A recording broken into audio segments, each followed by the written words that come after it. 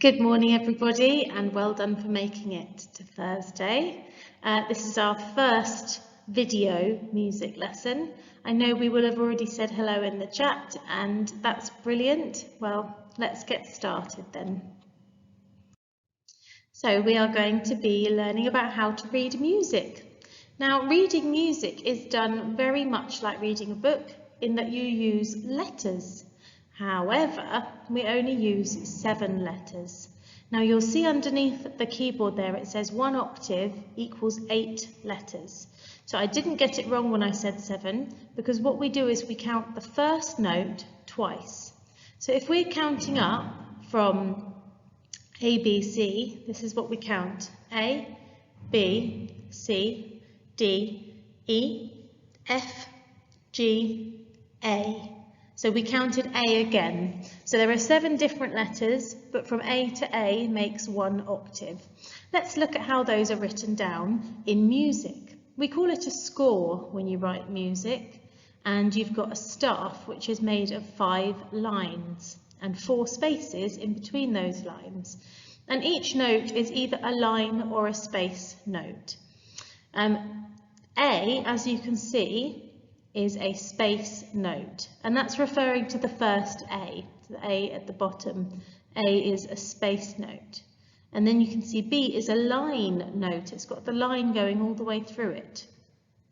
C is another space note, sitting on top of the third line, but directly in the third space. D is a line note. E is a space note. F is a line note. And then G is on top of the whole stuff. So the G is just sitting on top there. Now we've got to the top A. So the top A is a line note. They haven't got that wrong. The lower A is a space note and the top A is a line note. So the reason they look different is so that you know where the A is on the piano or the keyboard. But can you see it's got a line going through it which doesn't carry on? When you use a little line like that, it's called a ledger line, and the A has got a ledger line going through it.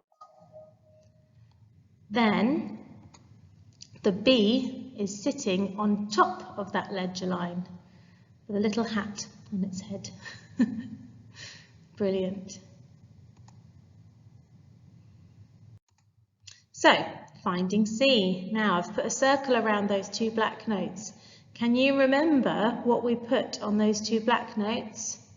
I'm going to give you a clue. It's bunny ears. Do you remember we put our bunny ears on the black notes and then C is right next to them? You can try that on the screen right now if you want. Put your bunny ears on the 2 black notes and then actually your thumb is on C. I'm going to post a video now of me finding C on a real piano, and you'll be able to jog your memory of what it looks like, okay? Here is a piano. There it is. So do you remember how we find C? We make our bunny ears. Here's mine. And I'm going to put them on the 2 black notes that are together. I can do this anywhere on the piano. There's 2. There's 2. There's 2. I'm going to stick them here. Now, before we were sliding them down so our finger was on the C, but now I'm going to keep my thumb there. There is C. Fantastic. This C is actually a special C, and it's the middle C. If I step back, you can see that the piano is big. And middle C means the C that is in the middle of the piano. And it's like home for piano players. It's a place where we are home and we know where everything is from there. So here is the bottom C. Got that with my bunny ears. There's a low C. Lovely. There's another low C. Notice I'm playing it with my thumb, but my fingers are on the bunny ears. And here's middle C. Here's home. Lovely. Good. Up higher C. High C. And a top C. I mean, actually, there's one more C here, but I haven't got the bunny ears to find that one. Okay, so that is C, bunny ears, and here is middle C. Okay? So there's my thumb on middle C.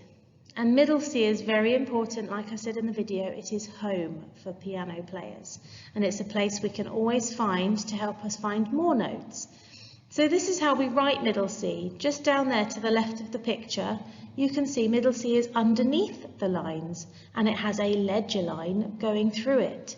It's quite easy to recognise middle C, which is why it's a good one to be home, because we can see, aha, there you go, underneath the staff with the line going through it, that's middle C. And we all know that, and that will help you work out other notes. Because you can use C as your starting point and count up in the alphabet. C, D, E, F, G. So you can use that. You can count backwards, C, B, A, or you can work out where the other notes are in relation to C.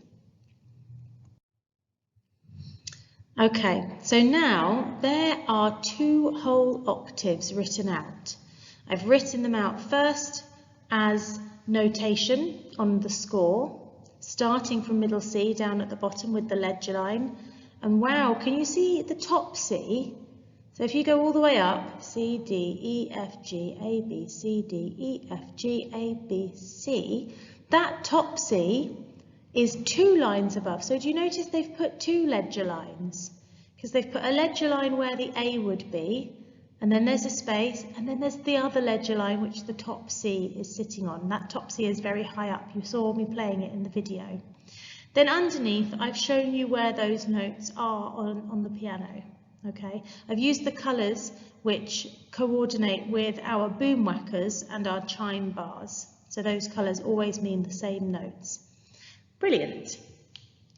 Now what I'd like you to do, if you have a piano at home, I would love you to have a practice at playing a scale.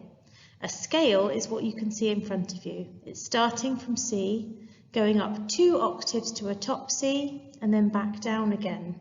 There are lots of different ways of playing it. I'm going to show you one in a video just after this slide.